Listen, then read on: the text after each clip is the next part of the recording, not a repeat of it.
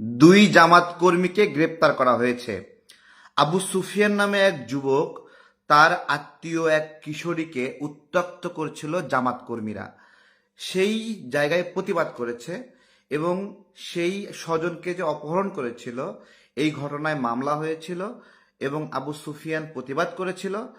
আর মামলা থেকে গ্রেপ্তার থেকে বের হয়ে এসে এই আবু সুফিয়ানের স্বজন তাকে আবার উত্ত্যক্ত করছিল। এই উত্ত্যক্ত করার ঘটনায় আবু সুফিয়ান তাদেরকে শাসাচ্ছিল। সেই সময় জামাত শিবিরের কর্মীরা আবু সুফিয়ানকে খুঁটির সঙ্গে বাঁধে মারধর করে এবং তার হাত কেটে হাত থেকে বিচ্ছিন্ন করে ফেলে। জামাত শিবিরের পুরনো রূপ ফিরে এসেছে। অনেকে বলছেন না ভালো হয়ে গেছে, বলছে না যে ভালো হয়ে গেছি, আর অপরাধ করব না, ক্ষমা করে দেন, একবার ক্ষমতায় দেন। এইটাই এইটাই দেখা গেল চাঁপাইনবাবগঞ্জের ঘটনা বলছিলাম একটু আগে। আরেকটি ঘটনা, বিএনপি তো পচে গেছে। যুগপৎ আমরা আন্দোলনে একসাথে আন্দোলন করেছি, আন্দোলন করা অবস্থায় বিএনপি ভালো ছিল, দেশের জন্য কাজ করছিল, এরপর বিএনপি পচে গেছে। কিন্তু বাস্তবতা হলো হাদি ভাই মারা গেছে, সেখানে কবর জিয়ারত করতে গেছে ভারপ্রাপ্ত চেয়ারম্যান জনাব তারেক রহমান। সেইখানে আমরা সোশ্যাল মিডিয়ায় দেখছিলাম এটাকে নিয়ে নোংরা নোংরা কথা বলছে জামাত শিবিরেরা। আমরা বুঝতেছিলাম না যে বিএনপির ভারপ্রাপ্ত চেয়ারম্যান হাদিকে দেখতে গেছেন, জামাত শিবিরের কর্মীরা কেন নোংরা কথা বলছে। এবং অনেকের কমেন্ট ছিল এরকম যে গোড়া কেটে আগায় পানি দেওয়া, মানে ভারপ্রাপ্ত চেয়ারম্যান তারেক রহমান কিভাবে গোড়া কেটে আগায় পানি দিলেন এইটা আমার মাথায় ধরছিল না। তো দেখছিলাম, তো বাস্তবেও সেম একই ঘটনা ঘটলো যে ওইখানে কবর জিয়ারত করা অবস্থায় একই অবস্থা, জামাত শিবিরের কর্মীরা তাকে নিয়ে উত্ত্যক্ত করলো এবং নোংরা নোংরা কথা বলল। একজনকে পুলিশ গ্রেপ্তারও করলো হাতে নাতে। কিন্তু ভারপ্রাপ্ত চেয়ারম্যান তারেক রহমান সেই ছেলেকে ছেড়ে দেওয়ার জন্য কথা বললেন এবং সেই পরিস্থিতিতে বিএনপি থেকে তাকে গ্রেপ্তারের প্রতিবাদ জানানো হলো।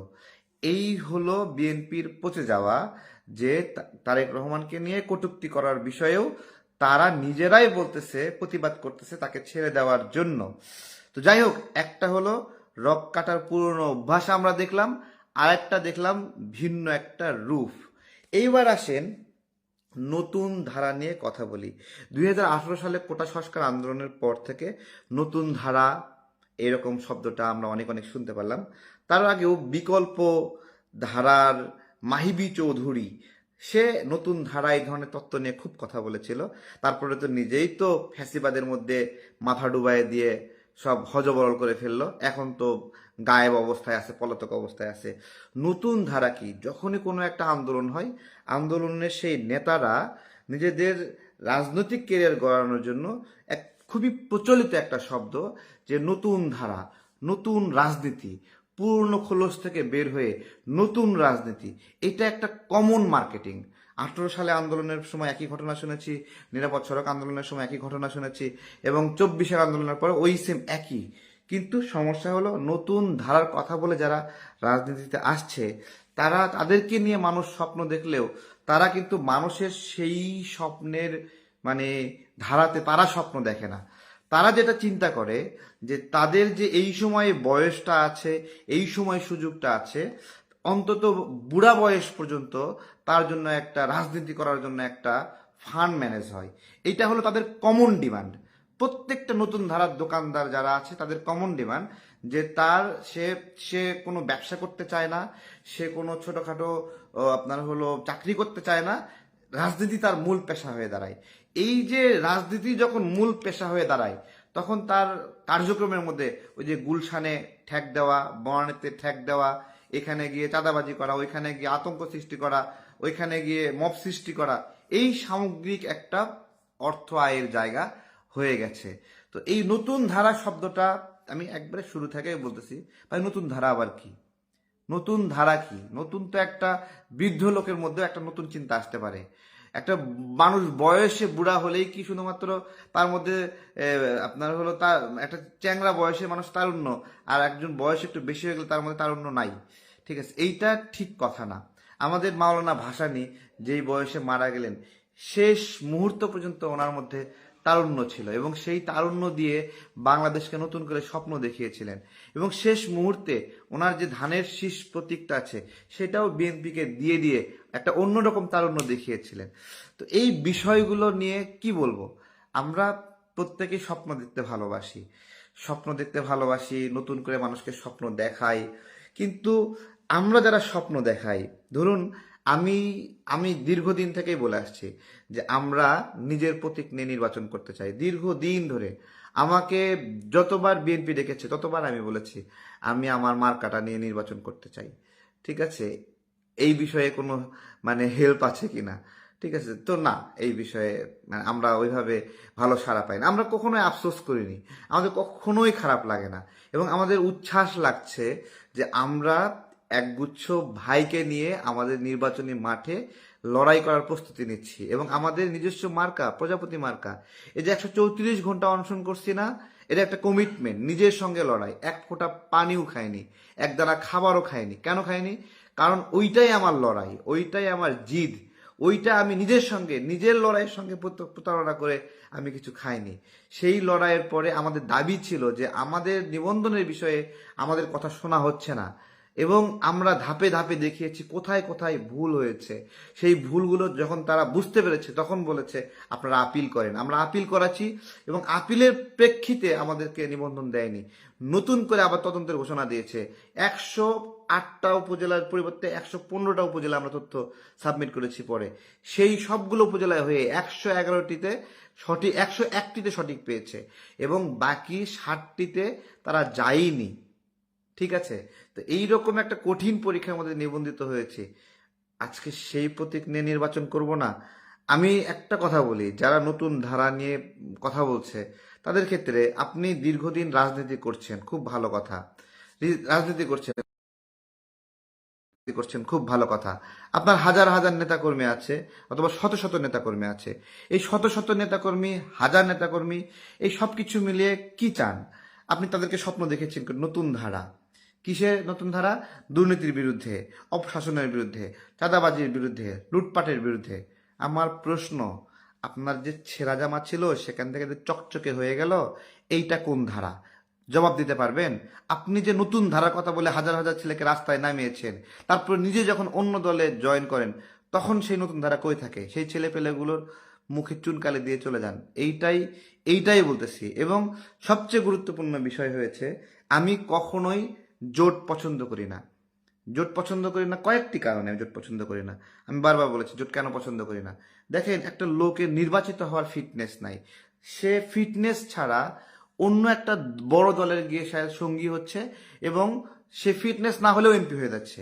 এই যে জনগণের কাছে তার দাম নাই, বাট বড় একটা দলের মাধ্যমে গিয়ে সে দাম নিয়ে সে সেখানে এমপি হচ্ছে, তার মানে কি ওই এলাকায় কেউ একজন ছিল, সে সত্যিকারের জনপ্রতিনিধি হওয়ার যোগ্যতা সম্পন্ন ছিল, কিন্তু বড় দল স্যাক্রিফাইস করে ওই এলাকার মানুষকে বঞ্চিত করছে, ওইখানের যোগ্য প্রার্থীকে নির্বাচন করার সুযোগ দিচ্ছে না, তাদের মনের ভাব প্রকাশের সুযোগ দিচ্ছে না, জোর করে খাওয়াই দিচ্ছে কোনো একটা কৃত্রিম প্রার্থীকে। এইটাই তো গণতন্ত্রের পরিপূরক একটা অবস্থা। তো যাই হোক, অনেক অনেক জোট সমীকরণ হচ্ছে, জনতার দল এইসব কোনো জোট সমীকরণে নাই। খুব ঠান্ডা মাথায় আমরা নির্বাচনে অংশগ্রহণ করছি। ভালো থাকবেন সবাই, ঠিক আছে? আর হলো আবারও বলতেছি এনসিপির ভাইদেরকে বলবো, জুলাই গণ অভ্যুত্থানে আপনাদের অনেক ত্যাগ অবদান আছে। ঠিক আছে, একটা কথা শুধু মনে রাখবেন ভাই, আপনারা বলছিলেন ইতিহাসের দায় আছে, এরকম কারোর সাথে জোট করবেন না। ইতিহাসের দায় আছে, এই বিষয়টা জামাতকে মিন করে বলছেন। জামাতের সঙ্গে যাচ্ছে, তারা যাবে, ঠিক আছে? এখন বিএনপি আসলে নির্বাচন করার জন্য কাউকে টাকা দেয় না। যত প্রার্থী আছে বিভিন্ন জোট টোট, এক পয়সা কেউ পাবে না। এইটাই হলো ওদের একটা গার্ডস, যে টাকা দিয়া কৃত্রিমভাবে একটা দাম বাড়াইবে, বড় করবে, এইটা ওরা করে না। যেটা এনসিপি যদি ভাবে বিএনপি তাদেরকে টাকা দেবে, আস্তাক ফেরুল্লাহ, এই স্বপ্ন জীবনে পূরণ হবে না। এই স্বপ্ন কেবল জামাতি পূরণ করার সক্ষমতা রাখে। যাই হোক, তাদের ফাঁস করে দিয়েছে 1.5 কোটি টাকা করে, 30 আসনে 45 কোটি টাকায় বিক্রি হলো এনসিপি নামের খাসি। এই তো তো এটাই আর কি, এটাই হলো নতুন ধারা। এভাবে বিক্রি হতে হবে, এভাবেই যুদ্ধ অপরাধী, রাজাকার, বাংলাদেশের বিরুদ্ধে যারা অবস্থান নিয়েছিল, সার্বভৌমত্বের বিরুদ্ধে, স্বাধীনতার বিরুদ্ধে, আধিপত্যবাদের পক্ষে যারা অবস্থান নিয়েছিল, আধিপত্যবাদ না, পাকিস্তান এবং বাংলাদেশ সেই সময়ের প্রেক্ষিতে পাকিস্তান ছিল আধিপত্যবাদী শক্তি, আগ্রাসনের শক্তি, সার্বভৌমত্বের বিরুদ্ধে শক্তি। সেই সার্বভৌমত্বের বিরুদ্ধে যারা অবস্থান নিয়েছিল, যারা বাংলাদেশ চায়নি, তাদের সাথে 24-এর গণ অভ্যুত্থানের একটা স্টেক হোল্ডারদের ছোট্ট একটা অংশ সেখানে যাচ্ছে। সেখানেও অনেক প্রতিবাদ আছে, যারা প্রতিবাদ করছে তারাই সত্যিকারের বাংলাদেশপন্থী। ঠিক আছে, যাই হোক, তারা বিজয়ী হোক। আর যারা রাজাকারদের সঙ্গে যাবে তাদেরকে আমরা বিজয় চাইবো না। ধন্যবাদ জানাই এনসিপির সেই সকল সহযোদ্ধাদের যারা জামাত শিবিরের ফাঁদে পড়েন নাই এবং প্রতিবাদ জানাচ্ছেন, এবং এইটা একটা ইতিহাস হয়ে থাকলো। আমি যারা আপুকে নিয়ে কখনোই কোনো পচা কথা বলিনি। অনেকে ট্রোল করেছে, অনেকে, এমনকি এনসিপির কোনো নারী নেত্রী বিষয়ে কোনো নোংরা কথা কখনোই বলি না, আমি বলতে চাই না। এবং আলটিমেটলি এনসিপির নারীদেরকে নিয়ে অনেক নোংরা কথা বলেছে সেই এনসিপির নারীরাই এখন কিন্তু সেই সাহসিকতা দেখাচ্ছে জামাতের সঙ্গে জোট করা বিষয়ে, যে তারা চায় না এই জোট করবে। যাই হোক, ধন্যবাদ যারা আপুকে এই ফাঁদ থেকে বের হওয়ার জন্য। বেসিক্যালি আপনি তো ক্যাম্পেইন করেছেন আমাদের মতোই, মানুষের সহযোগিতা চেয়েছেন, এটা খুবই ভালো। মানুষের কাছে জোর করে টাকা নেওয়ার চেয়ে, হুমকি দিয়ে টাকা নেওয়ার চেয়ে, পিস্তল ধরিয়ে টাকা নেওয়ার চেয়ে, মব সৃষ্টি করে টাকা নেওয়ার চেয়ে ফেসবুকে ভিক্ষা চাওয়া হাজার গুণে ভালো। এইটাই যারা আপু করেছেন, কোনো অসম্মানের কিছু নাই। যার ভালো লাগবে না স্কিপ করবে, সোজা কথা। আমি ওনার ভালো প্রত্যাশা করছি, ঠিক আছে, এবং সঠিক সিদ্ধান্ত নিয়েছেন। এবং যাও এনসিপির সঙ্গে, উনি কেন এনসিপি চাঁদাবাজদের দায় নেবে? উনি কেন এখানের প্রতারকদের দায় নেবে? উনি কেন এখানের মবরাজদের দায় নেবে? মবরাজ না তারা? হান্নান মাসুদ মব সৃষ্টিকারী 2 সমন্বয়ককে উদ্ধার করছে না? চাঁদাবাজি করতে গিয়েছিল এবং তারা পরবর্তীতে আবার গ্রেপ্তার হয়েছে। তার মানে দেখেন, এরা হলো পরস্পরের সাথে একবার এইভাবে লক করা। একজন পাইলে আর একজন পায়, একজন চাঁদাবাজি করলে আর একজন উদ্ধার করে, একজন গ্রেপ্তার হলে আর একজন উদ্ধার করে, এগুলো চলছে। সর্বশেষ কয়েকটি ঘটনা বলতেছি, এই ঘটনাগুলো খুব রিমার্কিং এবং সামনে কি কি হবে আমি সেটা বলতেছি। আজকে ইনকলাব মঞ্চের ভাইরা সেখানে প্রোগ্রাম করছে। প্রথমত আমি মনে করি সবার এই প্রোগ্রামে যাওয়া উচিত এবং এই বিচার দাবি করা উচিত, বিচার নিশ্চিত করা উচিত। এবং আমি মনে করি যে যা যা হয়েছে সব প্রকাশ করে দিক না স্বরাষ্ট্র উপদেষ্টা, স্বরাষ্ট্র মন্ত্রণালয় সব প্রকাশ করে দেখ। দরকার আছে মানুষকে অন্ধকারের মধ্যে রাখা, কেউ কি চায় অন্ধকারের মধ্যে রাখতে? প্রকাশ করে দেখ, কোথা থেকে কে ইন্ধন দিছে বের করে দেখ না। এবং আমি খুব সুস্পষ্টভাবে বলছি, এখানে একটা রূপরেখা আছে এই ঘটনার, যেটা নিউজগুলো থেকে আপনারা জানছেন যে 6 মাস লাগছে এই ঘটনায়, তাই না? 6 মাসের কথা নিউজগুলোতে আসছে। যদি 6 মাসই লাগে, তার মানে এই 6 মাস ধরে যারা তাকে হত্যা করতে চায় বা হত্যা করেছে তারা তার চারপাশে ঘুরেছে এবং তারা আওয়ামী লীগ। তার মানে এইখানে আওয়ামী লীগের লোকগুলোকে হাদির পাশে স্পেস দেওয়া হয়েছে, তাদেরকে নিয়ে রাজনৈতিক পরিকল্পনা করা হয়েছে, নির্বাচনী পরিকল্পনা করা হয়েছে। এবং এইখানে আমার প্রশ্ন হলো যে এই আওয়ামী লীগ এদেরকে, তাই না, হাদির সঙ্গে যোগাযোগ করায় দিল কে? কারা করায় দিল? এখানে গোলাম পরোয়ারের ছেলের নাম আসছে, জামাতের গুরুত্বপূর্ণ নেতাদের 2 জন নাম আসছে, মানে তাদের মানে শিবিরের আপনার হলো নাম এসেছে। এই যে অ্যাড্রেস করে দিয়েছে, পরিচয় করায় দিয়েছে, কই তাদেরকে তো জিজ্ঞাসাবাদের আওতায় আনা হলো না। যারা সত্যিকার অর্থে কানেক্টেড এই খুনিদের সঙ্গে তাদেরকে হয়নি, কিন্তু সোশ্যাল মিডিয়ায় নকল ভাইব তুলে তুলে মানে একটা যে সে অবস্থা। আমি স্পষ্টভাবে হাদি হত্যার সঙ্গে যা যা ঘটেছে পুরাটার ব্লু প্রিন্ট দেখতে চাই এবং বাংলাদেশের মানুষও দেখতে চাই। এই যে এক একজনকে সোশ্যাল মিডিয়ায় একটা পারসেপশন ডেভেলপ করে ব্লেমিং করা, এই ব্লেমিং এর ফলে ওই মানুষগুলোর উপরে মব সৃষ্টি করে কেউ হত্যার চেষ্টা করত। অনেককে এই ধরনের করা হয়েছে। এই মবের শিকার হয়েছে মির্জা আব্বাস সাহেব, এই মবের শিকার হয়েছে অযথা। যে সালাউদ্দিন ভাই জানাজা নামাতে গেছে, সেখানে গিয়ে তাকে ভুয়া ভুয়া কথা বলা হচ্ছে, তাকে গালিগালাজ করা হচ্ছে, আসিফ নজরুল স্যারকে গালিগালাজ করা হচ্ছে। এবং আমি তো চারদিক থেকে জামাত শিবির আমার ঘিরে ফেলাইছিল হাদি ভাই জানাজা নামাজের সময়। আমি মাস্ক ছাড়াই সেখানে গেছি, আমাকে তো ধরে ফেলাইছে এরকম করে, এরকম। ঠিক আছে, তো আমার ভাল লাগছে যে জামাত শিবিরের চেয়ে সাধারণ মানুষ ওখানে বেশি ছিল এবং তারা শক্তিশালী, তারা আমাকে সেখানে রিস্কিউ করে।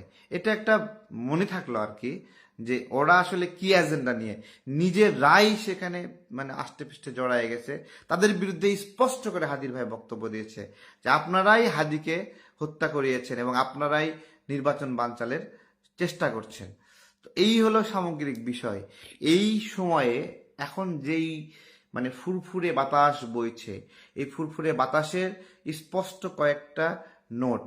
এক নাম্বার হলো এই যে যারা বিভিন্ন গুটি পাকছে। প্রথমত একটা জিজ্ঞাসা বলি, আচ্ছা এনসিপি কি দাঁড়িপাল্লা মার্কা নিয়ে ভোট করবে? মানে যদি বাক্স একটাই বাক্স হয়, তাহলে তারা শাপলা কলি নিয়ে নির্বাচন করবে নাকি দাঁড়িপাল্লা নিয়ে? আবার জামাত, তারা কি দাঁড়িপাল্লা নিয়ে নির্বাচন করা বেশি ভালো মনে করবে নাকি শাপলা কলি নিয়ে নির্বাচন করা বেশি ভালো মনে করবে? এটা হলো আমার জিজ্ঞাসা। আরো অন্যান্য দল আছে, সেগুলো মিলেও এরকম, নাকি এই 13 দলে যারা যারা আছে সবাই নিজ নিজ দল বিলুপ্ত কইরা জামাতের সদস্য পদ গ্রহণ করে, এনসিপি বিলুপ্ত কইরা, শাপলাকুলি বিলুপ্ত কইরা জামাতের সদস্য পদ গ্রহণ করে দাঁড়িপাল্লা মার্কা নির্বাচন করবে? যদি তাই বলি, তাহলে বলি দাঁড়িপাল্লার দিন তো আর নাই। দাঁড়িপাল্লা মাপে ভুল হয়, ভেজাল হয়, ফেরকা আছে, অনেক বিষয়, এটা আর চলে না। এটা যদি বাজারে ব্যবহার করতে যান, একটা বিজ্ঞাপন দেখছিলাম আমরা গণধোলাই দেওয়ার, তো পাবলিক তো খেপে যাবে। তার চেয়ে জামাতকে বলি, আপনারা মূলত আপনাদের যেহেতু ঐতিহাসিক দায় আছে, দলটা বিলুপ্ত কইরা আপনারা এনসিপিতে যোগ দেন, গিয়ে শাপলা কলি নিয়ে নির্বাচন করেন। তখন স্লোগান দেবেন যে শোনা যাচ্ছে মানে অলি গলি জিতবে এবার শাপলা কলি। ঠিক আছে?